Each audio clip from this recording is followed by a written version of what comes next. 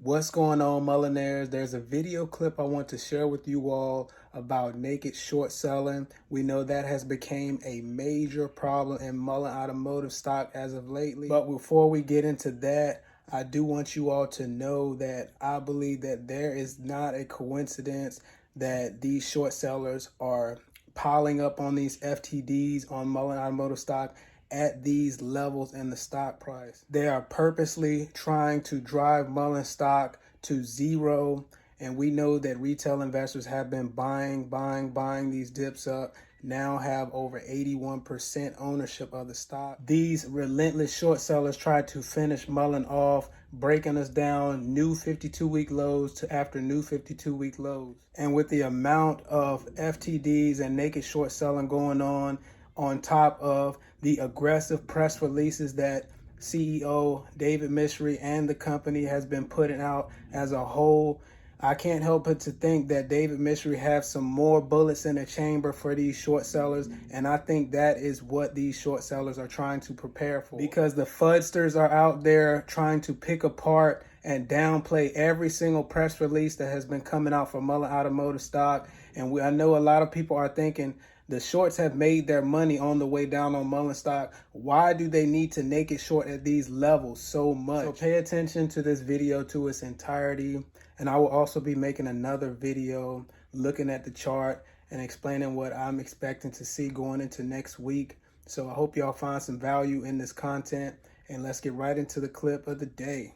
Go. Continued to be destroyed, and as average investors on Main Street lost their shirts to naked short selling, John Harmer, a former California state senator and lieutenant governor under Ronald Reagan, became intrigued with this little-known practice.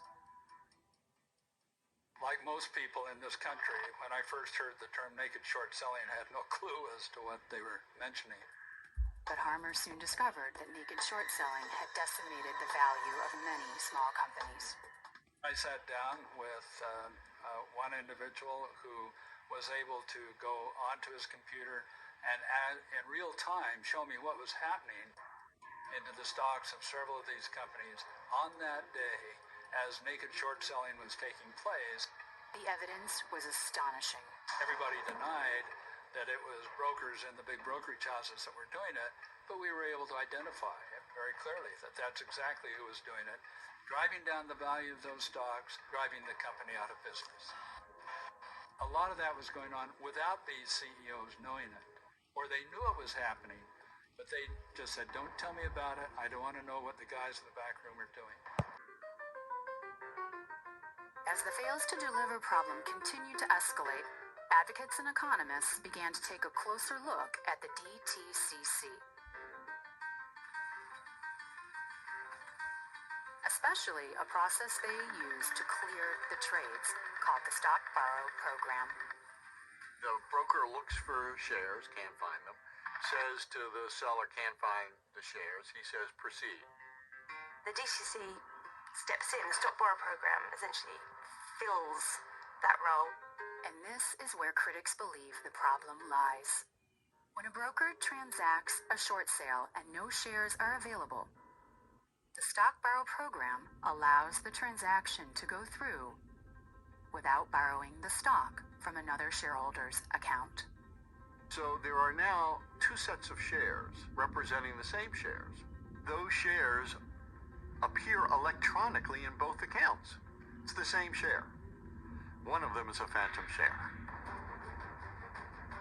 We know that the DTCC is clearing trades even when they can't locate the shares through the stock borrow program. In those cases, the stock borrow program claims their shares but never finds them. Since Suzanne Turnbeth first learned of the fraud in 1993, this little hole in the system has grown into a chasm.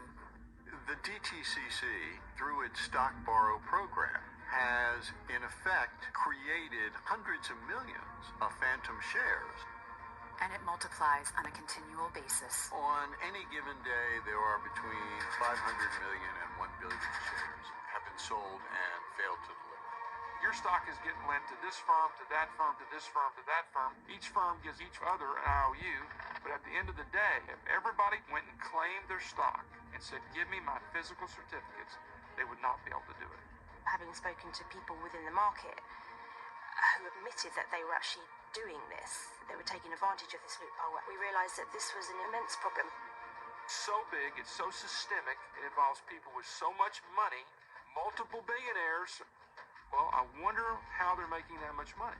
Well, I have my ideas from this activity. They operate from an inherent position of conflict of interest, in which their owners earn profits off of the transactions of naked short sales. Why would we take an organization that's privately owned and put it in control of $30 trillion a month of transactions with essentially limited supervision?